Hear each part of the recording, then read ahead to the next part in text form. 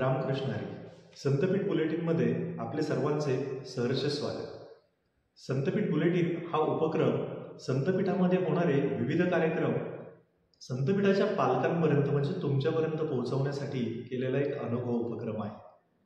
आज आपण या ठिकाणी संत ज्ञानेश्वर महाराजांच्या समाधी सोहळ्यानिमित्त होणाऱ्या त्रिदिवसीय कार्यक्रमाची माहिती घेण्यासाठी आलेलो आहोत. तर आपण माहिती घेऊयात संतपीठाचे प्राचार्य डॉक्टर ज्ञानेश्वर घाडगे सर यांच्याकडून. रामकृष्ण हरी.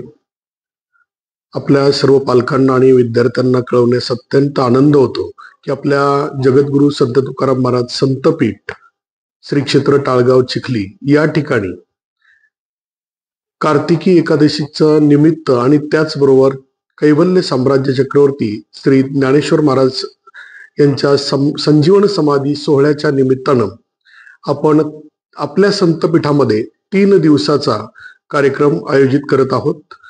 हा कार्यक्रम गुरुवार दिनांक 28 नोव्हेंबर ते शनिवार दिनांक 30 नोव्हेंबर या कालावधीमध्ये संध्याकाळी 7 ते 10 या वेळेमध्ये संपन्न होणार आहे. पहिले 2 दिवस म्हणजेच 28 नोव्हेंबर व 29 नोव्हेंबर या 2 दिवशी माऊली ज्ञानोबराय यांचे जीवनचरित्र हरिभक्तपरायण महादेव महाराज बोराडे शास्त्री यांच्या सुमधुर वाणीतून संपन्न होणार आहे. त्याचबरोबर शनिवार दिनांक 30/11/2024 रोजी भजन सम्राट पंडित बाळासाहेब वाईकर गुरुजी व दरबारी गायक हरिभक्तपरायण जगन्नाथ महाराज वाडेकर यांच्या सुमधुर वाणीतून भजन संध्येचं आयोजन या ठिकाणी केलेलं आहे. या 3 दिवसाच्या कार्यक्रमाचं वैशिष्ट्य प्रत्येक दिवशी वेगवेगळ्या अभंगावर आधारित नाटिका सादर होणार आहेत. त्यातल्या पहिल्या दिवशी अर्थात 28 तारखेला जी नाटिका सादर होणार आहे ती ताटी उघडा ज्ञानेश्वरा ही आपल्या संतपीठाच्या विद्यार्थ्यांच्या द्वारे सादर होईल.